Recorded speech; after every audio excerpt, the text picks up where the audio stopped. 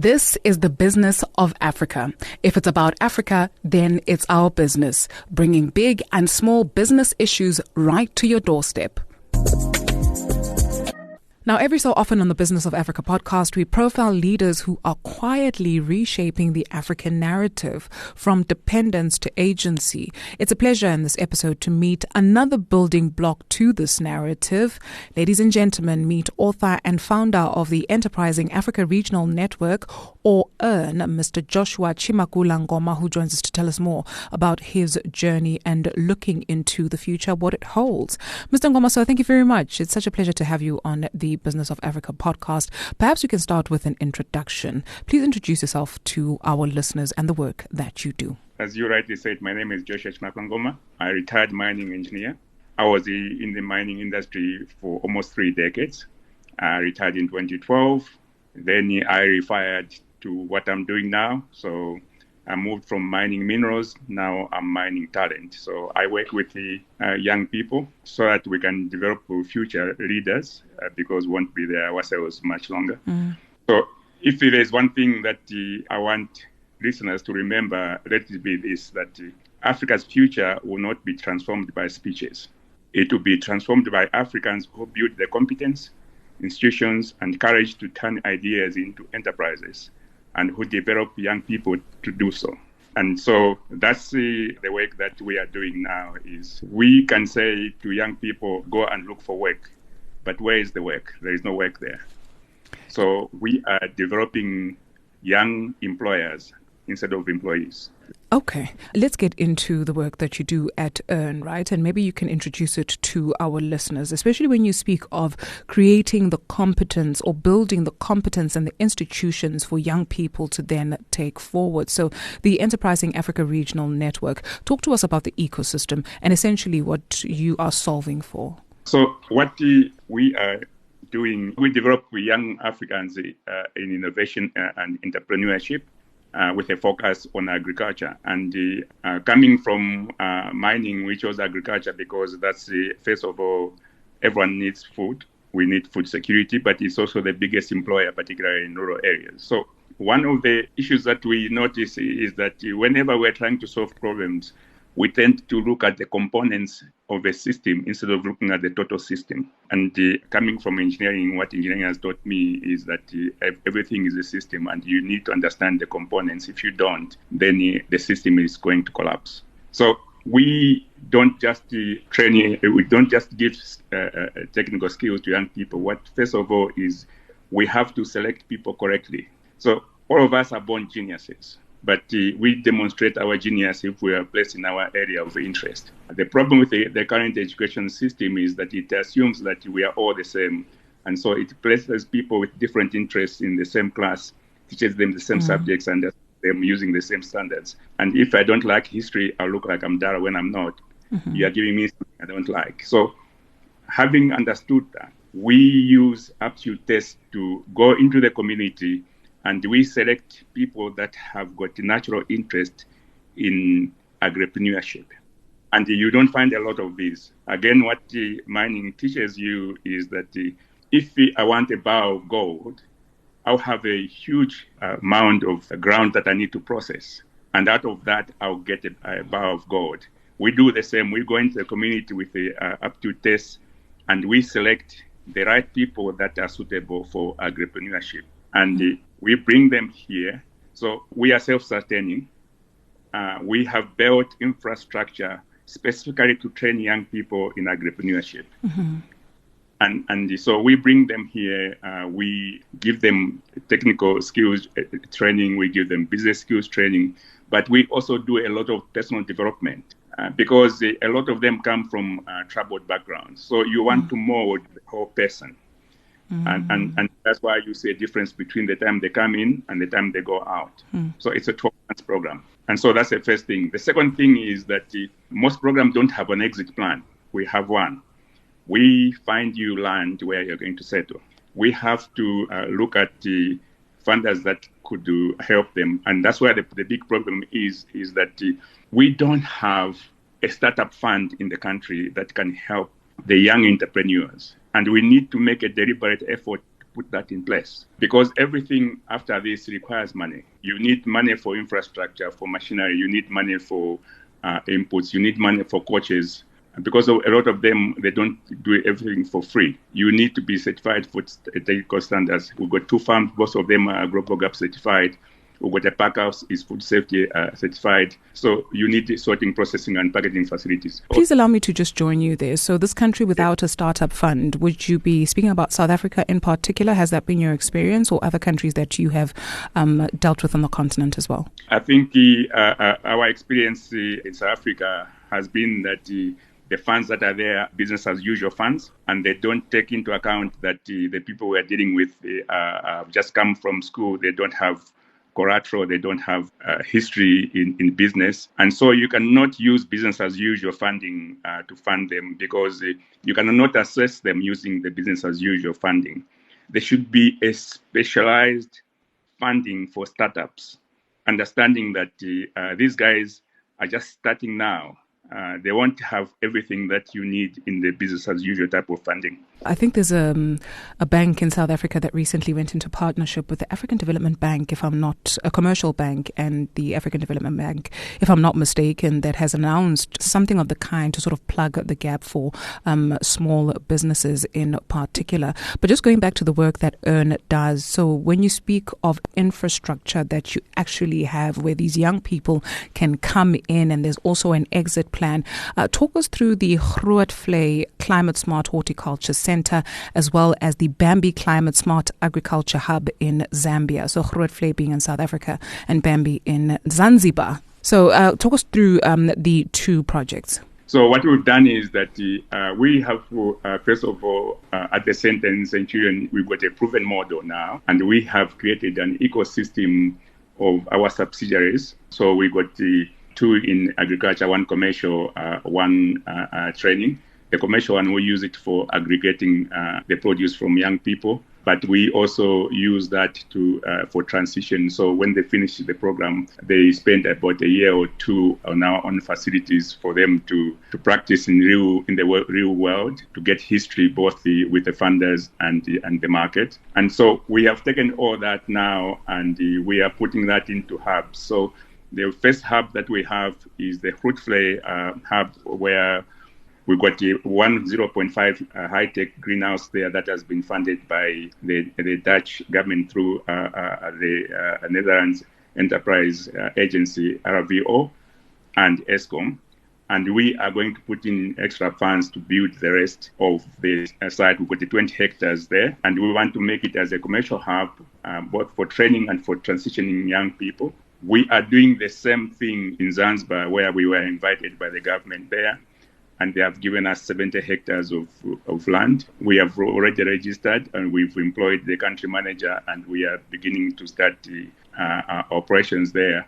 And the model is exactly what we are doing in South Africa, because we are looking at Africans in general, and so we want to work with like minds to share the model that we have currently, that we have seen it's working, to get young people to work. Mr. Ngomase, on a previous episode here on the podcast, we spoke about the Africa's food paradox, right? Where we are not producing what we consume, A, and B, there's no value addition. And so tea that comes from Kenya will go to England and come back from England. And we're literally exporting jobs and importing inflation, and it will be at a marked up price. And so is this something also that you are solving for, where the continent produces what it consumes? Help us understand that aspect, if you look at it at all. Yes, I think you've touched on an important point. That is our aim. Our aim is that we have always, because of where we are coming from, the way everything is structured is that we are used to producing raw products that we sell overseas, and then we buy products made out of the same raw materials that we send there at a very high cost. What we want is going forward is to make sure that we process everything on the continent and sell final products to the rest of the world, and that's our aim. And we have one of those programs already planned, and we got the right partners that to work with already that we can do that with. And so that's where we are going. So currently we focus on fresh produce, but long term we want to make sure that we deal with the full value chain. You mentioned something earlier that really touched me in terms of having young people walk through your doors coming from diverse backgrounds. There's insecurity in some parts of the country, and those young people would have walked through your doors. But when they leave differently, because in between the entering and the exit, there's work that is done on these young people, including, changing their mindset, or at least helping them to understand themselves and the world around them and how it operates. Why was it so important to do that specifically? Why was it important to look at the entire human journey as you have? Because you see, our biggest disability is in our minds. So sometimes we come with certain notions about who we are. Because remember this, people don't do what they know in life. What they do is they operate within the context of the vision they have of themselves. And so when you change that vision of people, they tend to look at themselves differently, and they look at what is possible. I'll give you a good example. Last year, we graduated the guys from Gauteng, 10 of them, they formed 3 companies. These are the people that were looking for work the previous year, and now they have not only have they found so we put them at our farm, and the 3 companies, by December, they had employed 31 people. These are the people that were looking for work previously. Now, not only have their minds expanded to the point where they are now bosses themselves, but they have created work for others. So that personal development, that's what it does. Not only that, is before they came in as individuals, but now they have formed companies with others. They understand the importance of working as a collective. I guess that speaks to your from training to trade motto. If we can just look at climate smart production, because that is a big talking point, especially when we look at El Nino, La Nina weather patterns, if you will, among others. The African continent, we've been using indigenous knowledge where agriculture is concerned for centuries. And shifting weather patterns have been with us, and I guess they will outlive us. We just compound it, if you will. How are you approaching agriculture more so when we speak of indigenous knowledge? Is that something you look at all? Yes, I think we look at everything collectively. So you look at the indigenous knowledge, but you want to combine it with modernity. So if for instance, if you look at where we here in Centurion, we're in the place where there was no water. But one of the things that we did is, for instance, we looked at the infrastructure that we have, because it's undercover farming, we have got tunnels and so on. We noticed that we could collect a lot of rainwater. We have created a big pond, 10 million liter pond, that collects water when it rains, huge volumes. So we've created a pond where there's no river, and here where we don't have enough land. So we need to make sure that we prepare for floods. So if there are floods, how can we mitigate the floods very quickly? Right. And use the same water when there's drought. So like we use a lot of drip irrigation. So we are using less water than we would. But we also put a number of IoT devices, Internet of Things, and we discovered that before we used to water 3 times a day, but when we put the devices, we discovered that there's moisture the following day, so you don't need water all the time. Water, the soil tells you that you should water. So you got all these modern methods that you can use to utilize less water for more food. And so we need to apply all these methods. But this is also exciting to the young people, because now the way we've sold agriculture to young people is like it's for the old people. Now, with all these technologies, it's more exciting to them, because now they look at it as the first point of call instead of being the last resort. Okay, I totally get it. And I get your point to making this an interesting space for young people. I guess what I'm hearing essentially, especially from my question, is that a new broom sweeps clean, but an old broom knows all the corners. So maybe there's a way for the two worlds to meet to be able to take it forward. You're also an author, and you have written, or I think one book is in production. You've written one book already. So it seems like when you retired from mining, you just never stopped. You pivoted into helping young people realize their potential, but also getting into literature. Tell us why. So the book that I wrote, which is the full title, is It's Time for Africa, Embracing Our Ancient Roots and Charting a Prosperous Tomorrow. And so the book is out of the work that we are doing. So we started our work in developing young people in 2014, and I wrote the book 10 years later. So it grew out of that. So if you look at Africa, is extraordinarily rich in people, land, minerals, possibilities, yet too many Africans still live with poverty, exclusion, and quite loss of confidence in the continent's future. So embracing our ancient roots isn't a retreat into the past. It's a call to recover the dignity, knowledge, and share the responsibility that existed in many African societies, while fully embracing science, technology, strong institutions, and global competitiveness. So this book is really an invitation to move from complaint to responsibility, from extraction to value creation, from inherited stories of limitation to a confidence grounded in competence. So when I say it's time for Africa, I don't mean our moment will arrive automatically because we have waited too long. It won't. I mean, it's time for Africans to take responsibility for building Africa that we know. So that's the big message. So, and I was listening to the survey. I listened to what young Africans themselves were surveying from the Africa survey that came out last week in this year's Africa Youth Survey.